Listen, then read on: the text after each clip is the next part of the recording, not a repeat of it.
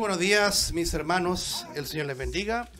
Aquí estamos nuevamente con la ayuda del Señor, presentando las Sagradas Escrituras, y que el Señor nos dé de su gracia para estar atentos al estudio de su palabra, ¿cierto? Que nos podamos desconectar de todas las preocupaciones, los afanes de esta vida, porque tenemos hartos afanes, ¿cierto? Vivimos en un mundo afanoso, lleno de convulsiones, de situaciones que a veces nos pueden llenar de tribulación, pero como dijo el Señor, confiad, yo he vencido al mundo. Así que nos abrazamos de la cruz de Cristo y estamos en la mano de nuestro Señor, de la cual nada ni nadie nos puede arrebatar, y Él nos sostendrá en este mundo de maldad todo el resto de vida que nos quede, ¿no es así, hermanos? Así que sigamos alimentándonos de su palabra, porque es la única que nos permite enfrentar este mundo de maldad. La vicisitud de la vida, ¿cierto? Estos vaivenes de la vida, los matices de la vida nos enfrentan con emociones, como lamentablemente hoy día se ha explotado la emoción en el pueblo evangélico, sino que se enfrenta con doctrina. La doctrina hace que el árbol va creciendo, ¿no es cierto?, la ramita, y se va robusteciendo. Y ese árbol ya con un tronco grueso, vienen tempestades, vienen vientos impetuosos, y el árbol queda pero ahí inamovible. Que el Señor nos ayude a valorar lo que significa el estudio de la palabra de Dios. Una vez conversábamos de este tema tan sensible dentro del pueblo de Dios, en donde se separa lo que es el concepto adoración del estudio de la palabra de Dios.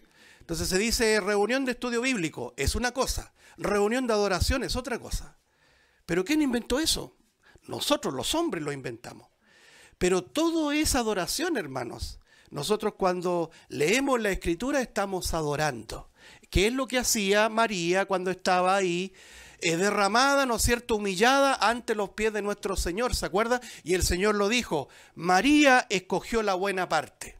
No era la hiperactividad de Marta, sino que María, la hermana de Marta, la hermana de Lázaro, ¿cierto? Me estoy haciendo entender. Y María estaba ahí a los pies de Cristo, escuchando la enseñanza de nuestro Señor. No haciendo nada, entre comillas no haciendo nada, pero estaba haciendo lo mejor que podemos hacer. Estar atentos a la palabra de Dios. Que el Señor nos convenza así en nuestro corazón, nos ayude a estar siempre convictos de esta verdad, que la palabra de Dios es la que tiene que reinar en un pueblo anhelante de oír al Señor, ¿ya? Así que adoración no es solamente cantar, sino que es leer la palabra de Dios, escucharla y aún más ponerla por obra, ¿cierto? Que el Señor nos ayude. Así que vamos allá a Romanos capítulo 5 para avanzar. Ya nuestro hermano introducía también algunos pasajes que son muy decidores respecto a este tema de la justificación.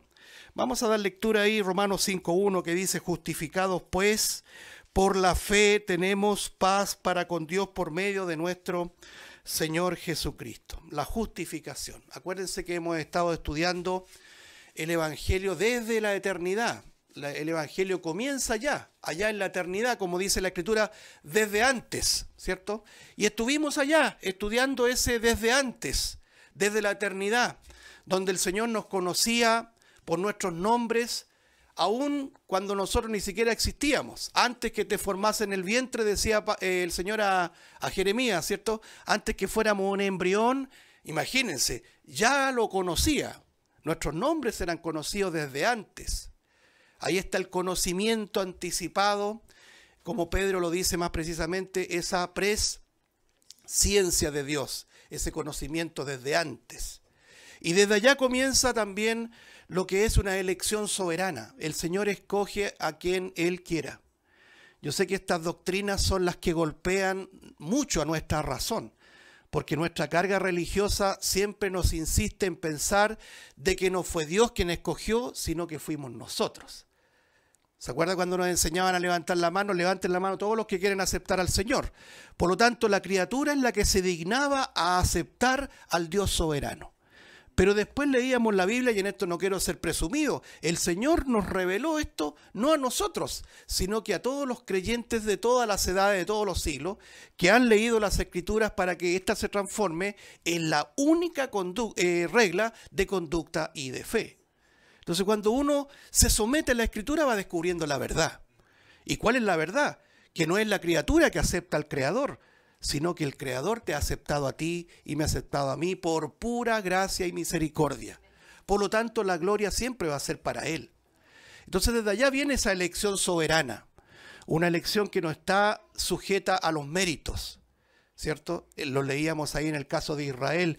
El Señor te ha escogido no por ser tú un pueblo especial, no porque hayas tenido méritos, sino porque el Señor te amó. Ahí está la profundidad y el misterio del amor de Dios. Por eso que uno termina preguntándose, más que debatir la doctrina de la elección, es ¿por qué te escogió a ti? ¿Por qué me escogió a mí? Esa es la pregunta que no nos podemos resolver. En lugar de decir, ¿cómo es esta doctrina tan injusta que nos escoge a aquel y a ese? No, primero, ¿por qué te escogió a ti y a mí, vil pecador? El misterio de su amor es que su amor es tan insondable, porque como lo hemos dicho, no podemos hablar del amor de Dios si antes no hablamos profundamente del pecado y de lo que le produce el pecado al Señor. Le enciende, le inflama su santa ira. Acuérdense que el Señor es santo. ¿Se fija todas las implicancias que tiene esto? Es decir, nosotros pecadores no podríamos tener relación con Dios, no podríamos tener comunión con Dios por la carga de pecado que hay en nosotros. Pero la obra de Cristo es tan poderosa, ¿cierto?, que nos permitió, ¿cierto?, estar a cuentas con Dios. Muchas gracias, mi hermano. Estar a cuentas con Dios, y la sangre de Cristo nos limpia de todos nuestros pecados. El efecto poderoso de la sangre de Cristo, de la cual nunca nos vamos a cansar de hablar, hermanos. La sangre de Cristo que aún sigue operando para nuestros pecados presentes. Entonces, desde allá viene el conocimiento anticipado, la elección soberana, pero también algo que parte desde la eternidad, la bendita doctrina de la predestinación. Alguien podrá decir, usted está enseñando la doctrina de Calvino. No, aquí no se ha mencionado a Calvino. ¿O se ha mencionado a Calvino? No, hemos mencionado la Escritura. Pablo le dice a los Efesios, Pablo le dice a los romanos que hemos sido predestinados. Es una doctrina bíblica. En otra oportunidad quizás podremos en otro ambiente hablar del calvinismo, pero a nosotros no nos interesa ni predicar ni arminianismo, ni calvinismo, ni metodismo, ni ningunismo, sino que predicar lo que dice la Sagrada Escritura, sí, literalmente. Y literalmente nos dice que fuimos predestinados. ¿Qué significa este concepto predestinación? De que el Señor nos fijó un destino desde antes. Mire, el mismo caso de Jeremías, antes que te formase en el vientre te conocí, y antes que nacieses, note, no había obra en Jeremías, no había elección de Jeremías, pero ya tenía un predestino. Antes que nacieses te santifiqué y te di por profeta a las naciones. Lo mismo ratifica el apóstol Pablo. Desde el vientre de mi madre, decía Pablo, fui apartado para ser apóstol de los gentiles. Hay una predestinación, y en sentido general hemos sido, amados hermanos, predestinados para ser conforme a la imagen de Jesucristo. Porque permítame decirle una excelente noticia: un día seremos transformados, hermano.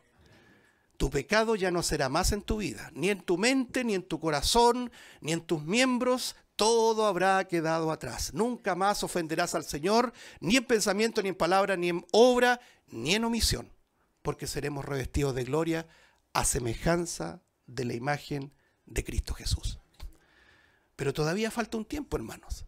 Hay un periodo temporal que debemos cruzar. Entonces la salvación, vamos a decirlo de esa forma, desciende al plano temporal, al mundo de los mortales, y es ahí donde ahora mismo el Señor está llamando. No sabemos, hermanos, muchas veces nos afligimos por quienes amamos, ¿cierto? Pero la historia no está terminada. El Señor los puede llamar, y ese llamamiento es irrevocable, es irresistible. Ninguna criatura puede resistir al llamado imperativo de nuestro Señor. Cuando nos llamó, nos convirtió, nos giró. Nuestras perspectivas cambiaron radicalmente. Si bien seguimos siendo pecadores y luchamos con el pecado, pero nuestras perspectivas cambiaron. Nosotros sabemos cuando ofendemos al Señor y nos duele ofender al Señor, y el Espíritu Santo nos redarguye cuando pecamos y nos entristecemos cuando pecamos. ¿O no es tu experiencia y la mía? Pero hay herramientas suficientes que Él nos ha dejado para seguir teniendo comunión con Él y poder servirle con libertad. el arrepentimiento, la confesión de pecado, ¿cierto? Que es algo personal, es un ejercicio constante, permanente en todos nosotros para poder servirle. Por eso que es muy importante, hermano, dejar la culpa en la cruz de Cristo. Es que usted no sabe lo que me pasa. Deja la culpa en la cruz de Cristo. Porque Cristo ya pagó por tus pecados pasados, presentes y futuros. Hay algunos que no quieren servir por llevar la culpa. No quieren sentarse a la mesa a partir el pan con sus hermanos por llevar la culpa. Es que usted no sabe, dice, yo soy todavía un vil pecador. ¿Sabe? Yo también soy un vil pecador y todos los que estamos en esta sala somos viles pecadores. Pero ¿por qué nos sentamos con libertad en la mesa a partir el pan? Por la dignidad de Cristo, por la justicia de Cristo, porque Él ya pagó por tus culpas. ¿Qué tenemos que hacer nosotros? Arrepentirnos, es decir, cambiar de manera de pensar, confesar nuestros pecados y dejar la culpa en la cruz de Cristo. Es una ofensa seguir cargando la culpa que el Señor ya se llevó. Entonces, el Señor nos llamó con un llamamiento irresistible, de lo cual hemos estudiado, ¿cierto? Hemos estudiado desde la eternidad, conocimiento anticipado, la predestinación, la elección soberana, y llegamos al plano temporal, en donde hemos hablado, aunque siempre digo, nunca va a ser suficiente, porque la profundidad cada vez se hace más intensa, es como un agujero en la arena, ¿no es cierto? Usted, por más que excave, y la cosa se va ampliando más y haciendo más profunda. Pero hemos hablado del llamamiento, el Señor nos llamó, y ahí cambiamos de manera de pensar, que es la experiencia del arrepentimiento. Cambiamos de manera de pensar radicalmente. Pero hay algo más, y que lo estamos todavía estudiando. Una vez que el Señor nos llama, nos convierte, nos abre el entendimiento, nos hace morada de su Santo Espíritu, porque eso es una realidad. Tú ahora mismo, yo ahora mismo somos templos del Espíritu Santo. Pero ocurre algo que era fundamental para nuestra salvación en gloria en el futuro, en la eternidad. La justificación. ¿Ya? Es decir, nosotros pecadores, imputados por esos expedientes, por el acta de los decretos que había contra nosotros, en donde ninguno de nosotros podía excluirse, ¿ya? Como dice, por cuanto todos pecaron, están destituidos de la gloria de Dios. Ahí estábamos nosotros en condición natural, pero ¿qué hace la justificación? Que nosotros pecadores, estando delante de un Dios justo, un Dios santo que odia el pecado, y que en la columna de su justicia también odia al pecador, porque esa es la realidad, aparecemos nosotros culpables, imputados, merecedores del castigo eterno, pero apareció un sustituto inocente que quiso voluntariamente morir por nosotros. Nuestro amado Señor Jesucristo, el que pagó por todos nuestros pecados, el que anuló el acta de los decretos, todas esas carpetas judiciales donde estaba tu causa y la mía, que certificaban, que confirmaban de que éramos pecadores perdidos, tomó esa carpeta y ¿sabe dónde la dejó? La clavó en la cruz. Yo me acordaba de ese pasaje de Isaías que dice, verá el fruto de la aflicción de su alma y quedará satisfecho. O sea, el Señor sufriendo en la cruz, sufrió y murió con gozo, hermanos. Así lo dice el libro de Hebreos. Porque Él estaba cumpliendo la voluntad de su Padre. A pesar de haber experimentado algo que nosotros no podremos nunca explicar con precisión. Elí, Elí, lama sabactani. Dios mío, ¿por qué me has desamparado? Por ti y por mí, vil pecador. ¿Se da cuenta de la envergadura de lo que estamos hablando? El Hijo de Dios, el Santo, en el cual no hubo engaño en su boca, quiso morir de esa manera por amor a ti y a mí, vil pecador. Entonces, la justificación, hermano, se produce en ese momento en que estamos esto lo hacemos de una manera simbólica para comprender esto, en donde había un fiscal que nos acusaba, que era Satanás. Este individuo es pecador, yo lo he visto, Satanás. Merece la muerte. Y aparece el Señor como un abogado elevando defensa y diciendo, yo pagué por este miserable pecador. Ahora este ya no es un imputado merecedor del infierno, sino que es un hijo de Dios. Qué glorioso, ¿no es cierto? Eso es lo que hemos estado estudiando hasta ahora. Y la semana pasada nos enfocamos en la justificación de manera particular para entender que se produce una cobertura de pecados, una vestidura de salvación. Y nos fuimos al Génesis capítulo número 3, no sé si ustedes se recuerdan, pero antes de irnos a Génesis, fíjense lo que dice ahí en Romanos capítulo 4, por favor. Versículo 7 o versículo 6, dice así: como también David habla de la bienaventuranza del hombre a quien Dios atribuye justicia sin obras, diciendo: bienaventurados aquellos cuyas iniquidades son perdonadas. Pero hay algo más: y cuyos pecados son cubiertos. Bienaventurado el varón a quien el Señor no inculpa de pecados. Dos elementos fundamentales para llegar al cielo, a la gloria: perdón de pecados y justificación. Nosotros podemos ser perdonados, pero si no somos justificados, no podemos entrar al cielo. Porque la justificación, como lo hemos dicho, es una declaración legal en donde el juez, que es Dios, declara justo al culpable, al pecador, al imputado, que eres tú y que soy yo, en virtud de un sustituto inocente que muere en lugar del culpable. Nuestro Señor Jesucristo, nuestro sustituto. ¿Con qué propósito? Para satisfacer las demandas de la justicia de Dios. ¿Qué demandaba la justicia de Dios respecto al pecado? La muerte. La paga del pecado es muerte. Es importante precisar que la salvación de un individuo no solo comprende el perdón de pecados, que Cristo logró ahí en la muerte en la cruz, sino que la justificación, que es la imputación de inocencia necesaria para entrar al cielo. Es decir, nadie podrá entrar al cielo si sus pecados no han sido perdonados, note, y tampoco si el tal no ha sido justificado. Eso es muy importante, siempre subrayarlo como concepto de la justificación. Y como bien sabemos, nuestro Señor Jesucristo muere y resucita. Muere en la cruz para perdón de pecados y resucita para nuestra justificación, que es lo que dice ahí mismo en Romanos capítulo 4, versículo 25. Él fue entregado por nuestras transgresiones y resucitado para nuestra justificación. Bien, volvamos ahí a Romanos 4 en el versículo 7. Bienaventurados aquellos cuyas iniquidades son perdonadas, pero aquí nos detuvimos, y cuyos pecados son cubiertos. Hay una expresión que la Biblia enseña que es la expiación. El profeta Isaías dice que él hizo expiación en la cruz. Es una palabra hebrea, capar en hebreo, que como que coincide con la fonética, el sonido, porque es tapar, pero escapar en hebreo. Ahí no se va a olvidar nunca más. Tapar el pecado, cubrir el pecado, es decir, el Señor nunca más te mira como un vil pecador, porque ahora está la justicia de Dios sobre nosotros. Y es una vestidura divina, celestial. Entonces nos quedamos la semana pasada reflexionando un poco en los delantales de hojas de higuera. No sé si usted se recuerda.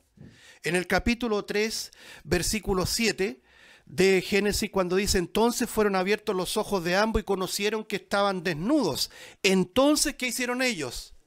Cosieron hojas de higuera y se hicieron delantales. Génesis 3:7. Pero nos encontrábamos con Génesis 3:21. Si usted tiene ahí la lectura, ¿no es cierto?, de Génesis 3:21. ¿Qué hizo el Señor después de pedirles cuentas a ambos, al hombre y a la mujer? Lo decíamos de una manera humana, de una perspectiva humana.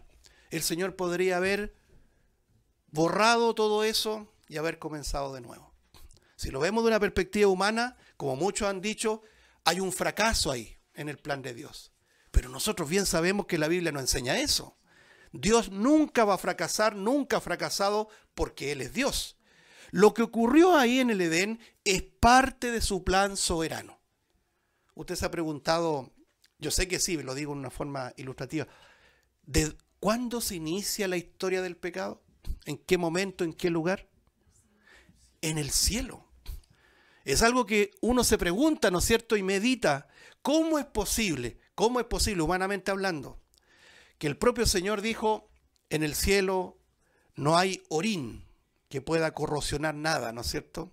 Ni el orín, ni la polilla que carcome, ni ladrones que minan y hurtan. En el cielo no hay pecado. Pero la Biblia enseña que de allá comenzó todo. Todo eso se responde a la luz del concepto que nosotros resistimos. La soberanía de Dios. Dios hace como Él quiere. No conforme a nuestra lógica, no conforme a la matemática, sino conforme a su mente incomprensible. Pablo lo llega a decir citando también al profeta. ¿Quién ha entendido su mente? ¿Cierto? ¿Quién puede entender la mente del Señor?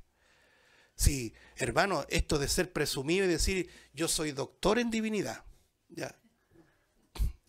Se abren las puertas cuando uno se pone como doctor, hermano. Ya. Los doctores de hoy día, porque se jactan. Pero parece que ellos no han leído lo que dice Pablo. ¿Quién entendió la mente del Señor? ¿Quién fue su consejero? ¿Quién le dio algo a él primero para que le fuera recompensado? Es que el propio Pablo dice que esto es incomprensible, es inconmensurable. Cuán insondables son sus juicios e inescrutables sus caminos. Desde allá comienza el pecado, desde el cielo, Satanás. Satanás es arrojado a la tierra y luego comienza el pecado aquí en el plano temporal. Y nuestros primeros padres pecan, desobedecen, comen del fruto del árbol del cual el Señor les había advertido, de ese árbol no podéis comer. De todos los árboles del huerto sí, pero de ese árbol no comeréis. Y comieron de ese árbol. Y podríamos ahondar mucho en eso, hermanos, porque nos enseña muchas cosas. La mujer comienza a dialogar con la serpiente usa, comillas, la palabra de Dios torcidamente, astutamente, para enredar, ¿no es cierto?, la lógica de esa mujer y decir, vaya, si como de este fruto seré como Dios, conoceré el bien y el mal, alcanzaré sabiduría. Y comió del fruto, y le dio a su marido, y su marido comió como ella, es decir, sabiendo lo que estaba haciendo. Por eso que no se podía escudar el marido en las faldas de la mujer. Ella tuvo la culpa, ella me dio. Mire qué terrible. Hasta el día de hoy cometemos el mismo error nosotros, ¿ya? El sello del pecado, hermanos, el sello del pecado es ese. Entonces, el Señor pide cuentas a estos dos hombres, hombre y mujer, y los ve vestidos de delantales de hoja de higuera. Sin embargo, en Génesis 3:21 dice que el Señor hizo, ahí hay una confección, hermanos, hizo al hombre y a su mujer túnicas de pieles, note, y los vistió. Es que algo que nos sorprende, ¿por qué? Porque a la luz de nuestra lógica, ellos ya estaban cubiertos, se cubrieron. Y de lo que hablábamos la semana pasada, en Génesis 2, ellos estaban en una esfera de la inocencia. No sé si lo citamos, pero solamente como usted lo subraya ahí, note lo que dice el versículo 25 de Génesis 2. Génesis 2, 25. Y estaban ambos desnudos, Adán y su mujer, pero mire, ¿qué dice? Y no se avergonzaban. Pero cuando ocurrió en el versículo 7 que conocieron que estaban desnudos, inmediatamente cosieron delantales de hoja de higuera para cubrir su desnudez, para cubrir su vergüenza. ¿Se fija? Entonces, ellos, a pesar de haberse vestido con hojas de higuera, seguían para el Señor desnudos. Entonces, cuando nosotros vamos viendo este ejemplo de nuestros primeros padres, vamos descubriendo que el hombre siempre quiere confeccionar una vestimenta a la medida de cada uno. Yo siempre me detengo en ese pasaje que dice en Éxodo 20, cuando dice, no te harás imagen alguna. No solamente hay que pensar en un ídolo tangible, sea de yeso, de palo, de lo que sea, ¿no es cierto?, de madera, o de lo que hacían antes, ¿no es cierto?, del leño, del árbol, etcétera, del bosque. Sino que una imagen en nuestra mente. No te harás imagen de Dios. El hombre se ha hecho una imagen de Dios en su propia mente, ha concebido a Dios con mente humana, ¿ya? Por eso que Romanos 1 dice que se envanecieron en sus razonamientos y su necio corazón fue entenebrecido, porque en lugar de darle la gloria al Dios incorruptible, comenzaron a adorar la creación corruptible. Y ahí menciona hombres, ¿no es cierto?, cuadrúpedos, reptiles y aves. Fíjese que una vez me pasaba una anécdota respecto personal, conociendo México, me daban la referencia de la cultura azteca, y los aztecas adoraban al jaguar, lo consideraban un animal divino, al jaguar, al águila, que está ahí en el emblema patrio, ¿cierto?, y a la serpiente. Inmediatamente uno cuando va aprendiendo esas cosas, la cultura de los pueblos, como decía Jeremías, no aprendáis el camino de las naciones, porque las costumbres de los pueblos, es decir, las culturas, son vanidad, decía Jeremías 10. Entonces yo me acordaba de eso. Literalmente el hombre se ha vuelto a adorar a los animales, a las aves y a los reptiles, y cambiaron la gloria incorruptible de Dios en semejanza de imagen de hombre corruptible. Es lo que yo llamo la inversión de la creación, hermano. Dios nos crea a imagen y semejanza de Dios, ¿cierto? Así lo dice Génesis. Pero el hombre crea a Dios a semejanza de imagen de hombre. Se hace una imagen de Dios. Entonces, ¿por qué cito esto? Porque el hombre, cuando peca ahí en el jardín del Edén, busca cubrir su vergüenza, su culpa, su desnudez, ocultándose del Señor.